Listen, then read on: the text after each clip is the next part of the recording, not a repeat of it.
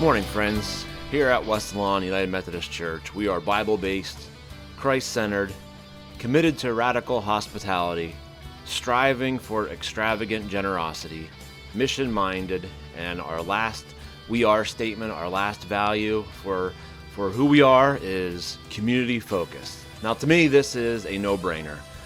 If you read the Bible, you read the gospel of Christ, Paul's letters, from Genesis to Revelation. As one of my former professors used to say, Len Sweet, from Genesis to the maps. The Bible tells a story of not only God's redemption and grace, but how we are created to be in community with one another. We exist to be together. We are not created for solitary isolation, which rings home right now. We are not created to be solitary creatures, but we are made to exist with one another. John Wesley, the founder of the Methodist movement, who doesn't mince words, he writes this: "Solitary religion is not to be found there.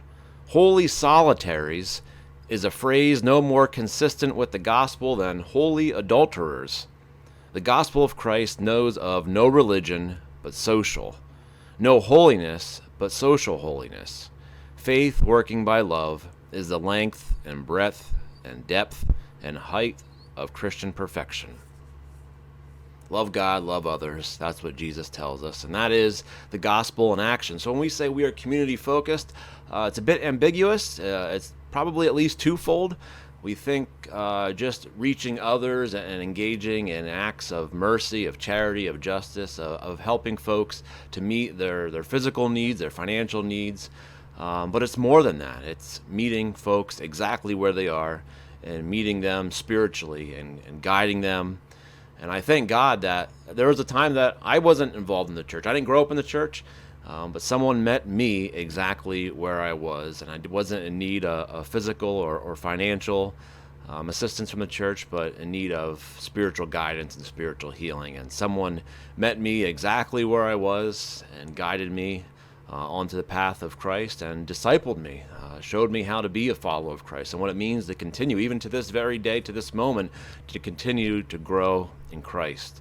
So when we say we're community focused, it's also engaging people and helping them grow and helping them nurture the Spirit within inside them. So I found two passages that I really like. I think speaks to the both, to reaching out and engaging the community, the others, but also welcoming others, because we are all children of God and welcome together. So Hebrews 10, let us think of ways to motivate one another to acts of love and good works.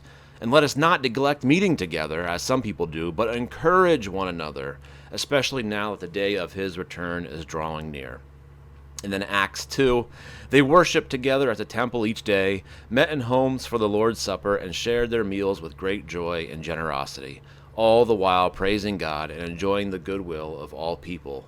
And each day the Lord added to their fellowship those who were being saved. So it's just not us existing in our small, tight-knit groups. It's not about forming cliques or clubs, but it's about forming small groups, forming these circles of people that embrace and to love and to hold each other accountable, to watch over each other in love is a Methodist term that we like to say a lot, to watch over each other in love, to help them grow, but then to extend the hands, to open the circle, and to welcome others into the community of God. Not our community, but God's family. And that's what we exist to do. We are community focused here at West Lawn, and we hope if you're watching this not as a member or someone that's potentially thinking about visiting West Lawn or has been engaged with these videos and worship over this time of isolation, we sincerely hope that you will consider making us a part of your family as you join together in God's family here at West Lawn. May God be with you until we meet again.